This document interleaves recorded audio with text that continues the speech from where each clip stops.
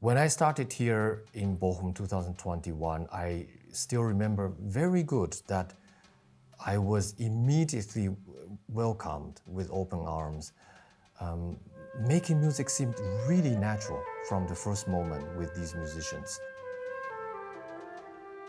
Of course, I came here with a lot in mind of what I wanted to accomplish with the orchestra, but at the same time, I was staying open as possible to what the orchestra was offering me as well. So what the orchestra was offering me musically was a fantastic starting point of our journey through the years of what we wanted to accomplish together and my vision for the orchestra. One goal was very clear to me, that I wanted to nurture the sound this orchestra plays in this hall, because this hall was quite new at the time when I first came here. And it felt like it was something that I was interested in doing, that I want the orchestra to play comfortably in this hall. And I want to take the orchestra on a journey, kind of an adventure. I want the hall to be kind of a playground, and I want us to play a little bit with the sound, to discover the edge of the hall, what the hall can offer. And I think after 5 years, I'm really proud of how the orchestra is playing in this hall right now. What I really came to love about Bochum and the people of Bochum is that judgment or ranking is not the first thing that came to their mind when they see a stranger. So I could easily feel welcomed in the city.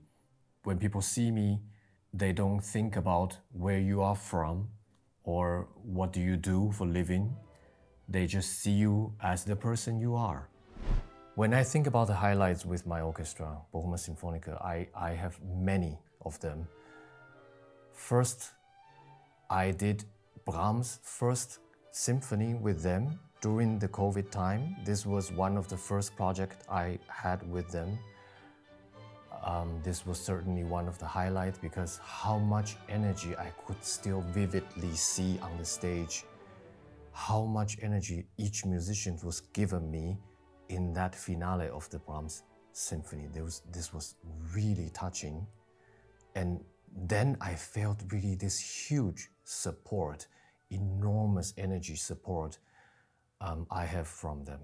Another highlight, I would say, when we ended the season, my first season as the GMD, the restriction was lifted. So we were able to play bigger things. So we decided to play Mahler Third Symphony, and this has to be one of the most touching moments of my career as the game day with them. Because then you just felt, after so many years of restriction, you feel how much power music has when this final moments in the Mahler Third Symphony, just this enormous love. And also the energy again from the orchestra was really incredible. Another highlight will be Mahler's Fifth Symphony, where we brought this piece to my home country, Taiwan. And to play in front of my home countrymen, I was the first Taiwanese to bring a foreign orchestra to Taiwan. This was really touching to play in front of thousands of Taiwanese. I still remember there are times in the fourth movement where time just stops. And that was a familiar hall that I've been playing in that hall with different orchestra many times, the National Concert Hall. And to be there with my fellow musicians, my friends, I would say, on that stage, and the moment was just surreal somehow. Another highlight would be all of the Silvester concerts we did. I remember this one Silvester concert where we had invited some of the musicians from the orchestra to play as soloists. And this was what a great opportunity to be bonding with them. The friendship really came closer, and I got to know a few of them really good, and it was a joy to play with them on stage to have them as soloists. It's such a cliche that the public only see the back of a conductor. So I thought, of course, I want to change that. I want the public to feel closer to me. I want to have my face in front of them. We started the idea like this, but then I thought, why don't I play and talk? And then lastly, I thought, why don't I talk about something that only a conductor could share? I thought that was a great idea to not only talk and to play a little bit and then to share what goes on in the rehearsal process. What I really love is this moment without them even talking to me. When I would switch from talking to playing, there is this brief moment of extreme focus that came from the public. You could feel the tension of the hall just goes from here to there when I would switch from talking to playing. And I guess it's just the magic of music. So the intercultural musical dialogues have to do with also the title of my series, which is called Von Herzen. We came to this name because at first I wanted to do music that is the closest to my heart. We want to present those for the public. It came to me that what is also very close to my heart are these pieces that I haven't done before, but that has some sort of connection to my childhood, like Asian music. So we started to program these composers, new music that have Asian background, Asian composers. And then we also started to invite instrumentalists that playing traditional Chinese instruments like erhu, like pipa, like shen. And these are instruments that have thousands years of history. There are ancient instruments.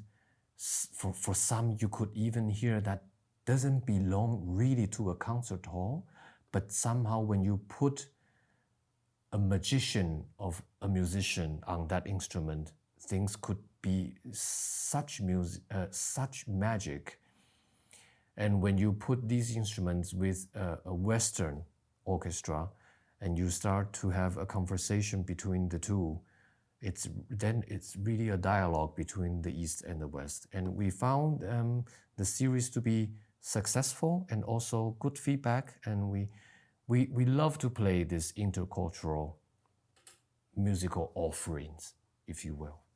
A final highlight, I would say, is this farewell concert I will do this week. It hasn't happened yet, but it has to be one of the highlights. Something about this orchestra is that we know each other so well now. I kind of could know what will happen in the concert already before we start to rehearse. The logic behind the programming of Mahler's Fourth Symphony is because not only that we all love Mahler's music, but this very special one, the Fourth Symphony. The message I wanted to send to not only the public and also to the orchestra is that we should sometimes find our inner child back, to become younger a few years when we still dream big. Somehow the dreams may seem impossible, but it is so nice once in a while to dream of the impossible. I want to send this message to the orchestra as a metaphor, of course, not only that we are in heaven, in our little bubble of making music in heaven, the Musikforum, but also this very important message that although there are things still to be accomplished after me, as an organization, as an orchestra, the ability to always dream big and to not lose this inner child is something I really wish for the orchestra, and years of happiness afterwards as well. So this is the logic behind this programming.